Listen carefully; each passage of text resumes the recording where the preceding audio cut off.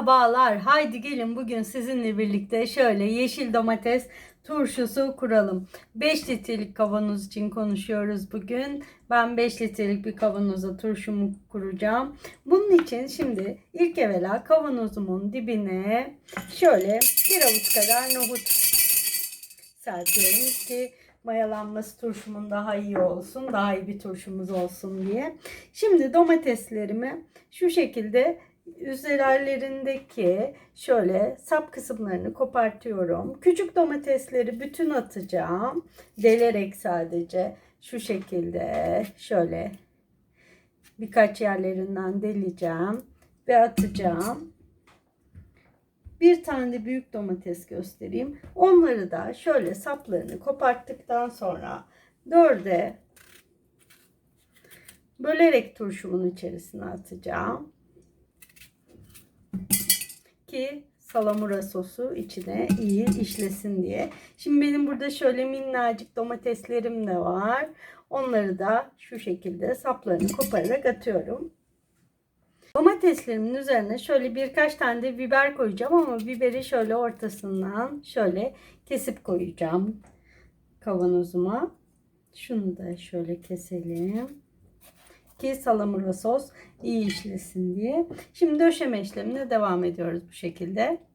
Turşum için şöyle bir baş sarımsak kullanacağım. Şimdi biraz döşedikten sonra her aralarda olması için, eşit şekilde dağılması için biraz ortadan ikiye böldüğüm sarımsaklardan ilave ediyorum. Şimdi tekrar döşeme işlemine devam ediyoruz. Domates, biber. Şöyle bunu mesela ortadan ikiye bölüyorum. Domateslerinizin büyüklüğüne göre bu işlemi yapabilirsiniz. Böyle hafif kızarmış domatesler de turşunuza çok lezzet verir. Bu tarz domatesler de kullanabilirsiniz ama tam olmuş domatesler olmayacak tabi. Şimdi birazcık daha biber koyalım araya. Şöyle domates turşumuzu bastık.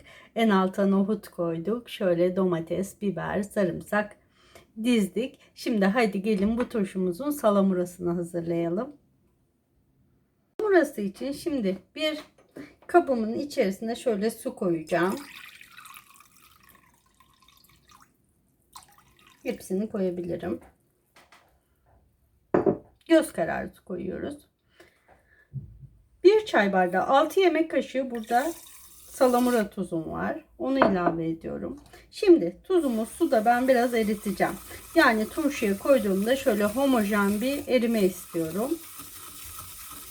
Bu arada turşuda kaynatılmış soğutulmuş su ya da hazır içme suyu kullanıyoruz. Bu önemli. Şöyle tuzumu eritiyorum. 1 su bardağı da 5 litre için sirke kullanıyorum. Şöyle sirkemi de ilave ettim. Hepsini karıştırıyorum. Biraz tuzum eriyene kadar. Sonra turşumuzun üzerine koyacağız. Evet, oldukça eridi tuzumuz. Bu hazırladığımız karışımı şöyle turşumun üzerine döküyorum. Şimdi biraz daha su ilave edeceğim. Turşumun ağzına kadar suyla dolduracağım. Bu arada erimeyen tuzları da su ilave ederken bir kez daha çırpıyorum. Mesela kasemin dibinde biraz tuz kaldı. Şimdi biraz daha su ilave edip çırpacağım üzerine. Öyle ekleyeceğim. Turşunun en önemli özelliklerinden birisinde hiç hava almaması. O yüzden şöyle kapağının gerçekten çok sıkı bir şekilde kapanması gerekiyor. Hiç hava almayacak şekilde kapatıyoruz. Ve artık biz 15 gün karanlık bir ortamda dinlenmeye geçiyoruz. 15 gün sonra bir kontrol edersiniz turşumuz olmuş mu diye. Eğer olmadıysa bir 5 gün daha beklersiniz. Yapan, deneyen herkese afiyet olsun. Yeşil domates turşumuzu şu şekilde kurduk. Yapan, deneyen herkese afiyet olsun.